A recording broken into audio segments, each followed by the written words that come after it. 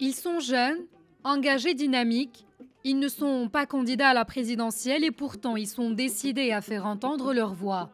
À 10 jours de l'élection présidentielle au Nigeria, ils ont été choisis parmi des centaines d'espoirs pour promouvoir la démocratie participative, la bonne gouvernance et le dialogue politique au Nigeria.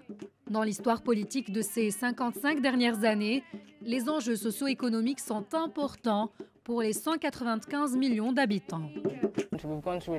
Nous avons suivi beaucoup de formations, ils nous ont fait voir tellement de choses et je vois beaucoup de différences.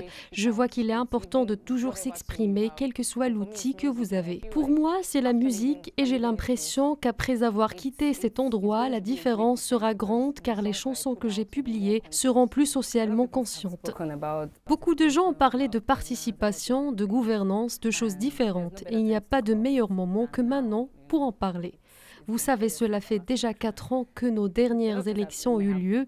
Beaucoup de choses ont peut-être été oubliées. C'est plus facile de se souvenir de ce qui se passe au plus près de la période électorale. Un projet musical pour développer de nouvelles idées politiques au Nigeria. Dans les studios Chocolate City Music à Lagos, les 10 musiciens sélectionnés qui se sont perfectionnés en paroles et arrangements musicaux vont devoir donner jusqu'au 16 février une série de concerts.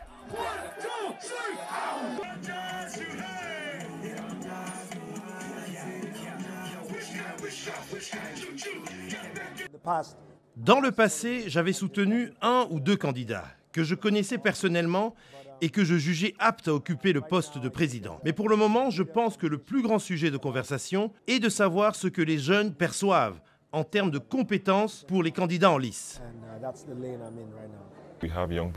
Nous avons à présent des jeunes qui font une musique socialement responsable pour la promotion de la bonne gouvernance, pour des élections libres, pour une plus grande participation des femmes et pour l'intégrité du secteur privé. Nous engageons donc ces personnes pour faire de la musique, pour les former, pour les guider, pour leur donner une plateforme leur permettant de tendre la main aux Nigérians.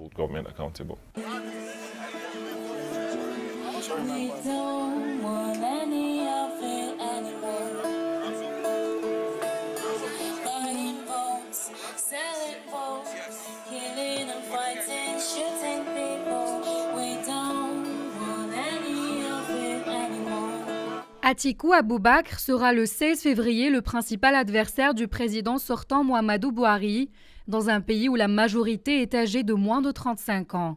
Dans un contexte d'accélération des violences, plus de 27 000 personnes ont péri depuis le début du soulèvement de Boko Haram dans le nord-est du pays en 2009, alors que 1,8 million de personnes ne peuvent toujours pas regagner leur foyer.